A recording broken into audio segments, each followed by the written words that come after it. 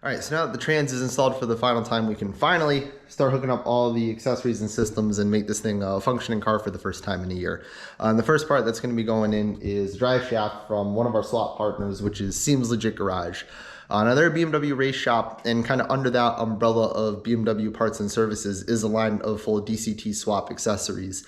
I wouldn't say the swap's commonplace in BMWs, but there are quite a few BMWs that have the swap done to the point where they've developed a line of components to help make the swap easier. In this case, we're using the drive shaft and some other small parts that I'll talk about later, but the big one was the drive shaft, and that's actually how I found out about them. Was when I had the realization that we needed to have a drive shaft with a slip shaft on it to account for the expansion and contraction, since it's a flange mount on the trans and not a slip shaft like, most other transmissions found in these cars are. I was kind of hitting a lot of dead ends. I looked at well-known drive shaft shops, and they were quoting me like $2,000 to $3,000 for custom carbon fiber ones, which was kind of unneeded in my opinion. And so I was digging, and I'm like, there's got to be someone who has a sort of off-the-shelf package that has all of these criteria met, namely the slip shaft. And so upon doing more and more digging, I was actually able to find Seems Legit Garage, and they have a drive shaft kit specifically for this swap.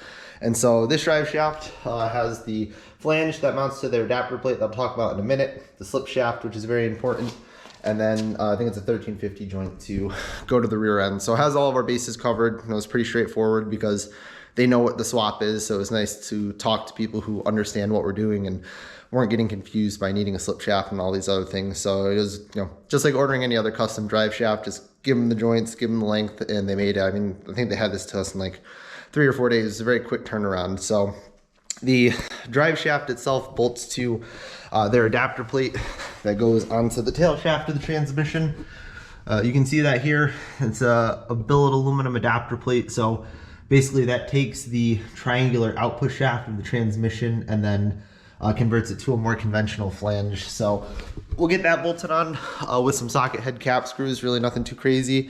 And then we'll get the drive shaft bolted up. So it's awesome that this product exists. It's like with the DomiWorks adapter plates. It's really awesome that there's companies out here who have some insight into the swap and, help alleviate the headaches with their components. So we have some other components that we're using from them that we'll talk about later on when we get into the interior and some of the control stuff. But for now, we're going to get this drive shaft installed, probably get the exhaust in the car, and I'll check in with you guys once that's done. All right, so the drive shaft and the exhaust are officially in. It's really cool to see. It's been a long time since the car has been disassembled, so it's nice to actually start seeing it look like a car again. Another product that I wanted to highlight while we're under here is this dry brake overfill kit from Seems Legit Garage. It's this guy right here. And so what the purpose of that is it basically takes the place of the factory drain plug. I think I have the drain plug over here on the floor somewhere. Oh, here it is. So obviously from the factory has just a regular fill plug like any other trans. But the concern, or rather the benefit of using this kit, is it allows you to overfill the transmission by a quart, and that helps alleviate the concern of aeration and just pump starvation when you're driving this hard on a track.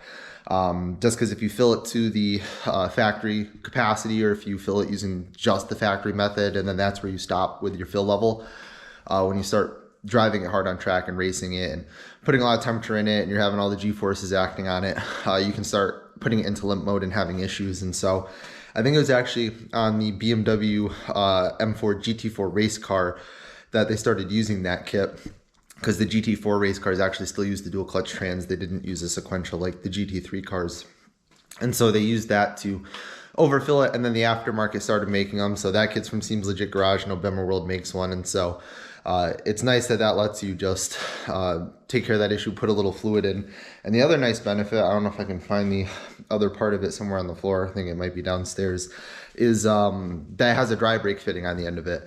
And so basically that's a 2-piece fitting that right now there's the 1 piece installed on the trans and it seals itself. And then you have another end that attaches to like the hose of a pump to put fluid in, and then it goes in and it opens up that connection and then allows you to put fluid in, and then you can just break the fitting and it perfectly seals. So it makes it a lot easier for filling, a lot cleaner. You don't have to worry about spilling things anywhere. which is very convenient. You start seeing those a lot on race cars. People use them on clutch lines for throwout bearings. So that way if you got to drop a trans, you can just break that fitting and you don't have to re-bleed it. Same thing on brake systems and whatnot. You can open the system up, but it doesn't introduce any air. That's really the main use of dry brake fittings, but in this case, it's nice that you can just fill it up and it's a little cleaner of a process. You'll notice that the trans is being held on a jack, and that's because we're putting the finishing touches on our trans cross member. Last you guys saw it, it was just the piece of sheet metal. And so I just whipped up these side braces in CAD and then had them made via send cut send. Nothing too crazy. We just wanted to get a little more torsional rigidity. I think the original fear was that just having the piece of sheet metal, this guy wasn't going to be stiff enough to handle the trans weight and the torque being transmitted through it. So I designed these, started having them made, and it was funny because when we put the cross member back in to drill the mounting holes in it, so these guys, and we actually bolted the cross member in, it was completely solid, like didn't move at all. I mean, granted, that's just with the weight of the trans, so when you put torque in it, it was probably going to be a little different, but yeah, I don't know. It's just added safety at this point. I mean, who knows if it's going to take whatever 650 pound-feet through it, so or at least just as a piece of sheet metal. So these will help take care of that. This is pretty common. Like this style of bracing was used on the Summit Racing cross member that we used with our frame brace kit, and then it's been used on some other cross members in the aftermarket too. I mean, for strength to weight, the preference is usually to use some kind of tubing, but because of packaging constraints, we can't fit that in there. So we just kind of have to make the best of our design limitations that we have. Another thing that was kind of missing from the bottom of the car, I don't know, you can't really see it or not on camera, is the driver's side header was out of the car. And that's because we needed to flatten the flange down. When the valve stem decided to leave the engine, it shot out of the cylinder, out of the exhaust port, and it hit the head on its way out, and then also hit the flange. It was funny because when we were at the track when this happened, one of my buddies was like, "Oh, it looks like the header's bent out." I'm like, "What are you talking about? Like, there's no way, why would the header be bent?" And then sure enough, we get it home and it was bent out. We didn't know how far off it was gonna be. So I had cleaned up, there's a little nick where the valve stem hit it. So I cleaned that up to smooth it out. And we mocked the header up with the Remflex gaskets. Those are really nice, thick, I think they're graphite gaskets that are meant to take up warping and sealing issues on headers. And I highly recommend those gaskets for any header use, even if you have perfectly true headers. I use them on everything. They seal perfectly well. Not sponsored by them or anything. I think it's a great product and I recommend it to everybody. But so we mocked it up, torqued on the set of gaskets, and we noticed that there was still a pretty sizable gap in this area. So what we ended up doing was taking the header back off, and then we taped everything off with frog tape so the headers didn't get marred or scratched. And then we used some extra scrap steel, I think it was like a 1x2 tube, and then placed it and hammered it in, and that was able to flatten it back out. So I need to get that back in the car, but it's not really that big of a deal. Just want to address it so we know it seals well. And I think that's the last little remnant of damage from the engine failing. So I think we're in good shape now to continue assembling. All right, so here we are over at the ABS. I know I was gonna try to highlight as much of the install as I can, but I mean, truth be told, a lot of this is just really basic stuff that isn't that exciting. This is more of a engineering channel than it is like a general fab channel. So, I mean, very basic things like drilling holes, we don't really highlight too much, but to actually get everything installed was relatively straightforward. The pedal assembly used the same mounting holes as the old one. So I had to take the longer studs off the old one because we're running a thick firewall plate here. The factory Tilton studs aren't long enough. That was something I had to do on the other pedal assembly, and I knew we were gonna have to do it on this one. So swap the studs over. I actually used the 2 clutch master cylinder holes for a set of the mounting bracket holes, and then I just did another set that are spaced off another couple inches, and that's what holds the actual ABS module itself. This is just a bracket that I had made from Send Cut Send, so I just whipped up a quick design in CAD, sent it off to them, and then painted it myself. Really nothing too crazy. Services like that are awesome when you're getting into making custom stuff like this. So if you're proficient in CAD, I highly recommend using it. Or if you have any questions about the process, feel free to reach out. But when you're doing custom stuff like this, it's so nice just to have a professional end result where you can just design something in CAD, send it off to them, then have it made with CNC equipment that's very precise. Unfortunately, don't have a laser table or a CNC bender yet, so for now, send that stuff out when we design it. But so we got this all mounted. The reservoirs, same thing, relatively straightforward. We just got it in position, made sure it was level, punched 2 holes through the firewall, and then we have nuts on the back side of the cowl, and that's held up. We were trying to be somewhat mindful of bend radiuses on all the lines. I believe the feed lines are both A and 4s, and then these are A and 3s, if I remember correctly. And then we have the 3/16 lines all out. The way the master cylinder's plumb, it kind of varies. These are all bubble flares, and so you have to have a flaring tool that, you know, obviously can do that. And I want to say these are M10 and M12, but don't hold me to that. I'll put up the diagram and correct myself if I'm wrong. I just, off the top of my head, I think that's what it is. So we had custom lines made for the ANs. I just took a piece of string to mock up the routing and then had them made at a local hydraulic shop. The lines we just bent from scratch, where we had to redo all the brake lines, but relatively straightforward of an install. It's, you know, a typical brake install. There's nothing really unique about this. I mean, I guess you could say the bracket itself, but you know, it's plumbing brakes just like it would be for any other brake system. So we have that all installed. The last component of the ABS that we need it to install for it to be functional is going to be the brake light switch.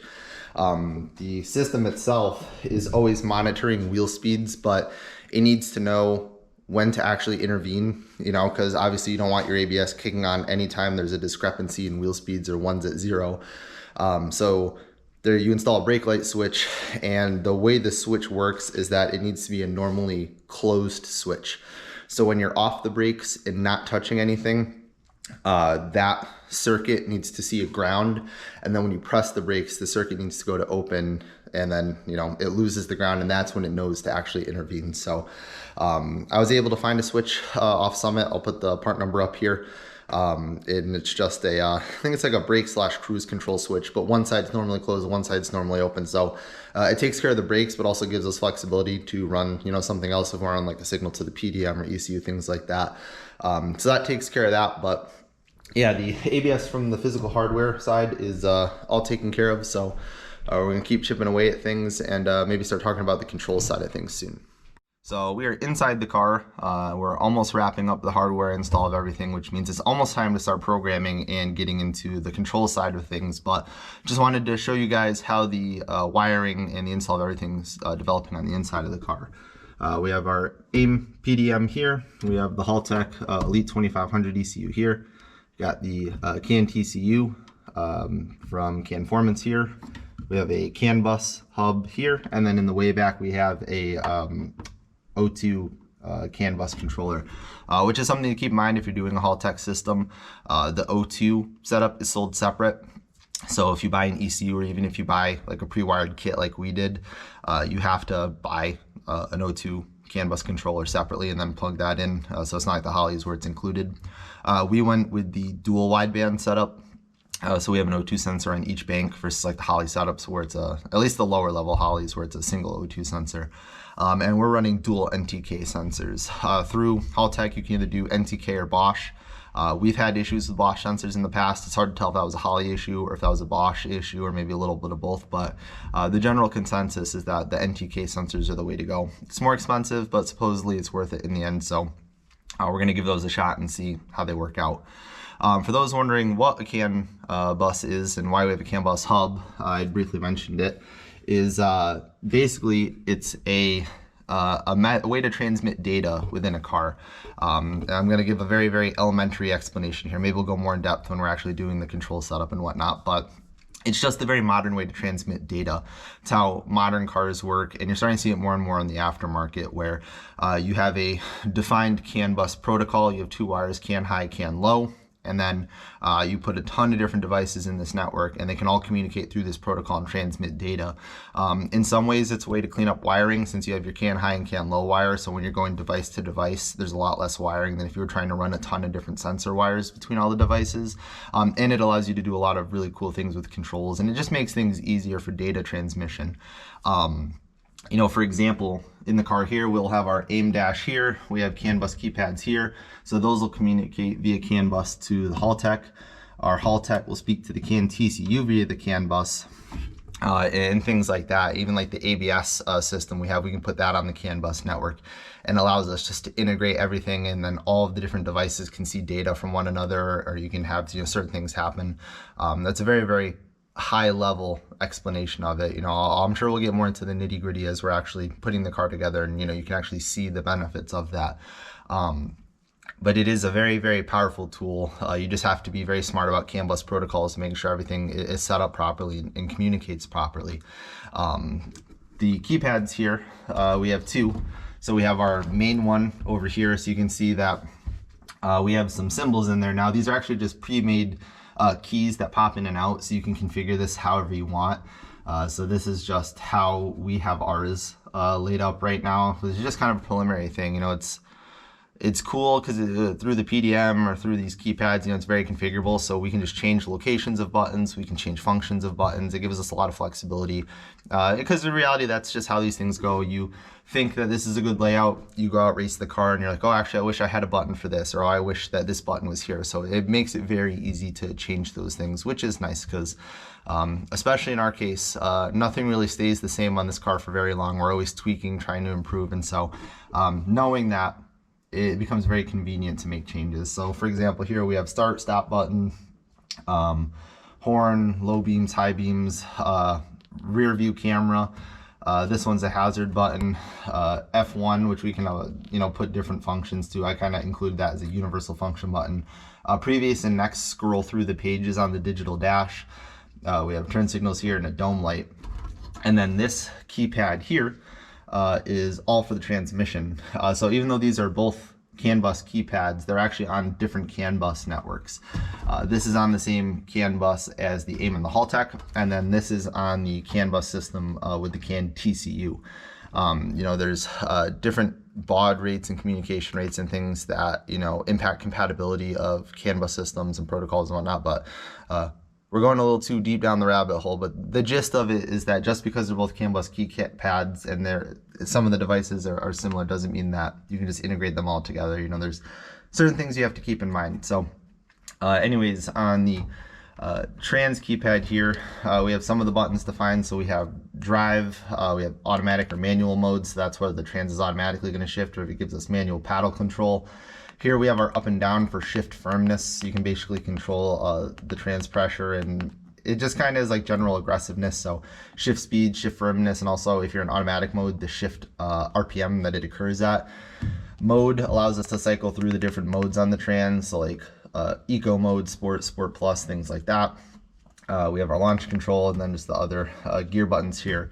You'll notice that there is not a park button, and that's because on the DCTs there is not a dedicated park, and even on the OEM BMWs.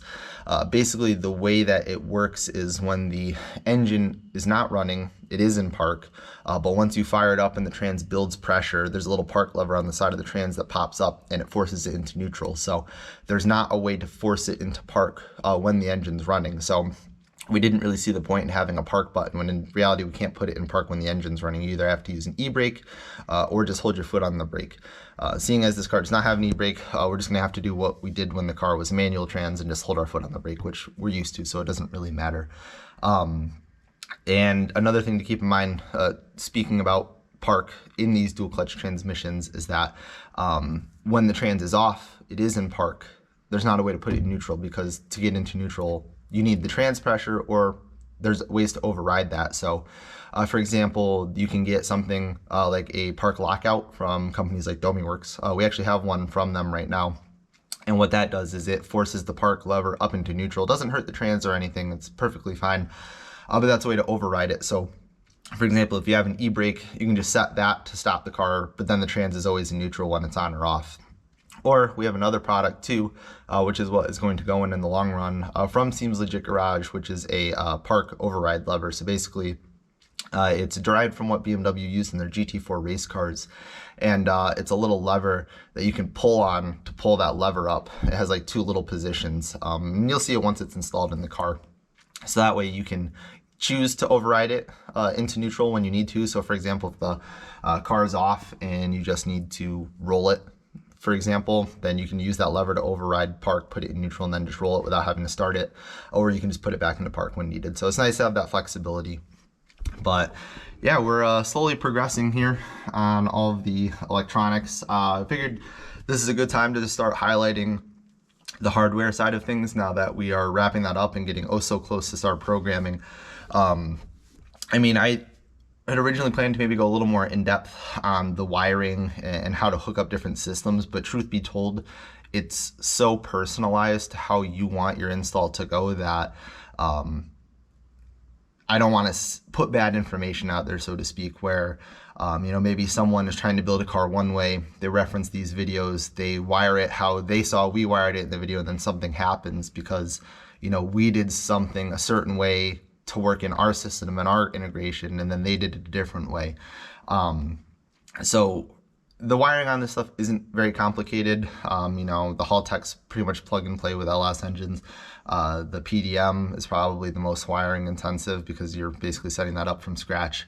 And the CAN TCU, like, they have a full wiki page that breaks down all of the wiring, what needs to go where, different requirements, things like that. And it's really not that daunting. It's all just, you know, kind of straightforward wiring.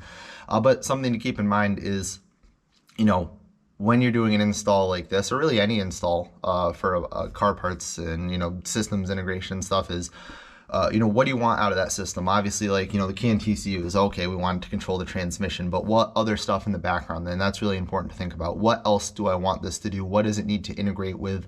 Are there any advanced system functions that I want to have it do? Things like that. And the more you think about that as you're installing it, you know, the better you can set yourself up. So that's why we haven't gone, you know, into too many specifics about the wiring. It's just, this is a very personalized install. This isn't just universal at this point anymore. So I don't really want to put that information out there and, you know, cause someone issues because they think this is how the install should go across all of them, when in reality, it's, when you're at this level of customization, it's kind of, you need to build it for your car.